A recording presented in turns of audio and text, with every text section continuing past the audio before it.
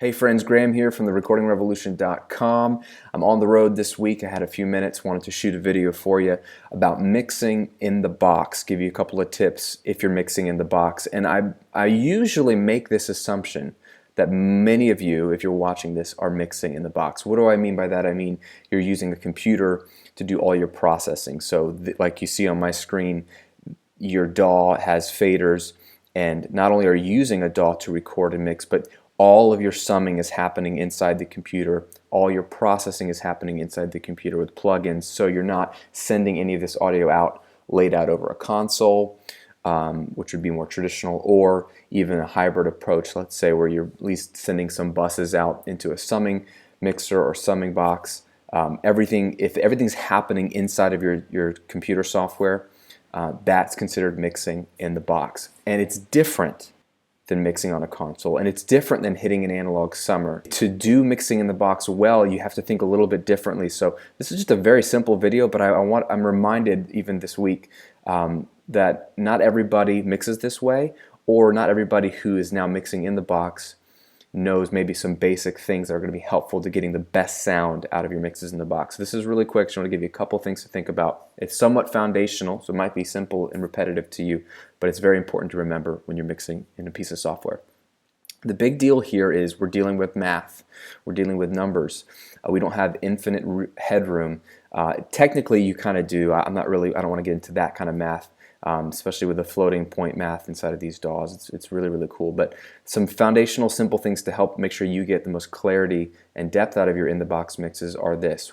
When you're mixing, I want you to watch your headroom at the top of your master fader or mix bus. So here's a mix right here, one of my tracks, and look at this blue track here, this mix bus here.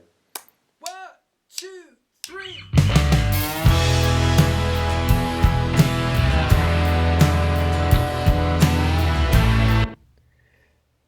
That whole mix is peaking at -5. The loudest peaks, not even the average volume, but the loudest peaks are hitting -5 dB full scale. So I'm not really anywhere close to peaking near zero. And that's really important. Later in the song it's a little bit louder, so you'd want to check the loudest section of your song, press play, and look at your meter. Up there near this region right here near 0 dB FS, full scale, that is a danger zone in the box. We don't get the benefit of distorting a console when we push the volume hot. We don't get the benefit of analog, which has infinite headroom because it doesn't die. It might get squashed and compressed a little bit, whether it's on tape or saturated in the console, but that's a pleasing sound to our ears. That's actually what we like. In Pro Tools or Logic or Sonar or Reaper or whatever you're working with, that's not the case. There's nothing pleasing up there. So do yourself a favor. If you're mixing, forget the recording phase, it's a little too late at this point. If you're mixing, if your tracks are piling up down here in your mix bus and clogging up the mix bus and clipping or getting close to clipping, then go back to your individual tracks. And if you find yourself having to pull the faders way down, then instead either flip over to the actual audio and use clip gain. A lot of DAWs have this where you can click and drag the actual wave file down. So reduce the actual wave file there with clip gain, clip-based gain, or insert some kind of trim plugin that allows you to basically act like a trimmer at the top of your console and pull the volume down statically. So I could pull this track down 9.8 dB so that the actual volume of the track before it hits any plugins, before it hits your fader, is more conservative.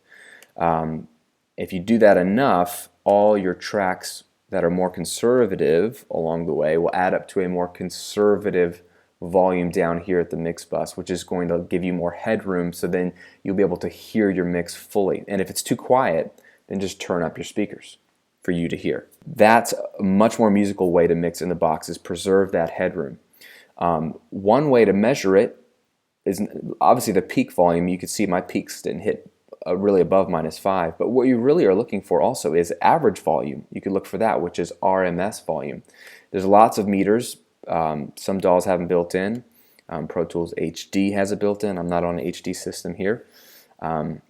But here's just Ozone. I happen to have the Ozone EQ on this mix. And if you look on the right, you're going to see the input meter and the output meter, and you're going to see peak volume and RMS volume. Take a look and then I'll explain what I'm looking at. 3.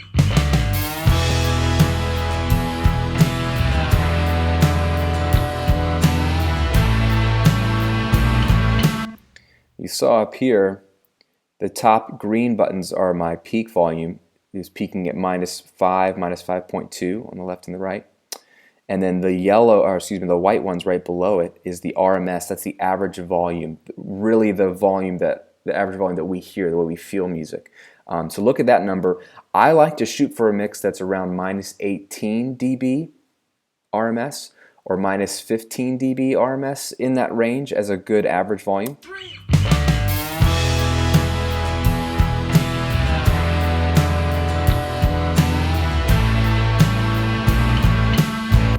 So right there, it's fluctuating between -18 and -14. Usually go to the loudest part of your song where everything is in and get some kind of RMS, average volume meter. There's digital ones like this. There's ones that look like actual VU meters. A VU meter is a great way if you're used to that needle hovering around 0 VU, and you can calibrate that to be -18. So when it's at 0, it's at -18 average or -15. Just some round numbers. Don't take the numbers as the big deal, but a way to know like this is a healthy mix volume to work at. That's going to be pretty conservative. You're not really going to get a super loud mix in the mixing phase. We can make the mix louder at mastering, so don't worry about that. When you're mixing in the box, you don't want to mix for loudness necessarily. I don't mind the mix getting louder and adding some punch, and things do add up, but just always watch your mix bus and make sure you've got that headroom, because that's where mixing in the box can fall apart. You don't get any of that pleasing saturation.